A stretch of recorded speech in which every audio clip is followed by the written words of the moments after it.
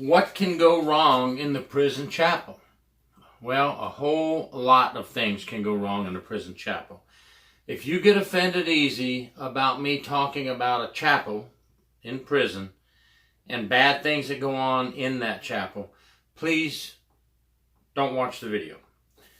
But if you're interested in learning about things that go on, and many of you already know about things that go on in the chapel, these are things we need to look for when we're working detail at the chapel. We're assigned to the chapel. Hopefully there's an officer assigned to the chapel when there's service is going on.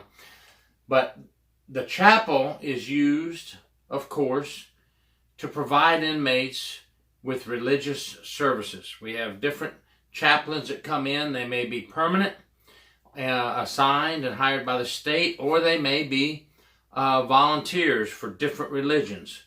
So this is something that we provide for the inmates because there's their right to practice their religious belief. But do all inmates use the chapel to practice their religious belief? No. The answer is no. Now, inmates have been known to hide a lot of contraband in the chapel because they figure, hey, I go to the chapel on Wednesday night, or I go to the chapel on Sunday morning, Sunday afternoon. I'm going to hide my contraband in there. They also exchange contraband in there because inmates from different dormitories end up together in the chapel on Sunday, some for a good reason, to pray and practice their religion, and others to exchange contraband in the chapel. And you have to always be on alert. Now, folks, we know the chaplain is there to do his or her duty, to preach the gospel, to guide the inmates and try to guide them in the right direction and teach them their faith, whatever faith that may be. But they're not they're minded. They're not as security minded as we are. We have to make sure that the inmates are not exchanging contraband during religious services, not having homosexual relations during church. Yes, that's true. We have caught inmates in the chapel having homosexual relations with each other, fondling each other, and things of this nature. You know, folks, the truth hurts, but the truth is the truth. And we have to put a stop to this, and we have to write them up. We have to give them disciplinary action, okay? We have to take disciplinary action for these measures. When we catch them exchanging contraband, we not only give them disciplinary reports, but we need to do an investigation, find out where these drugs are coming from, and give them criminal charges as well. Chaplains, I'm sorry that this goes on in your chapels at the prisons, but if you've worked long enough for the state and you're working the chapel as a chaplain, you know what happens. You need to report to us what's going on. Sometimes you just have to cut the ties. You know, this isn't attorney-client privilege. This is chaplain inmate, and it's not a privilege to keep information that leads to safety and security of the prison. Please report, chaplains, when you see suspicious activity going on in your chapel. It helps us as security to locate and remove weapons that are hidden in there, drugs that are hidden in there, and it also helps us to remove inmates from the chapel who are not using the chapel for the purpose it is intended for. What else goes on in the chapel? Well, unfortunately, we've had some incidents in my state where female officers were attacked when doing the final security check in the chapel after a service, and they're making their rounds and they're checking, and an inmate has tried to sexually assault a female officer in the chapel. I don't know what it is about the chapel that makes some inmates, not all, but makes some inmates think that this is a place for such activity.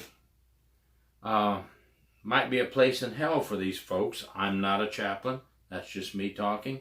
But when you try to rape a correctional officer in the chapel, when you try to deal your drugs in the chapel, when you commit homosexual activities in the prison chapel, these just don't go hand in hand, folks, with what I've learned from my religious beliefs.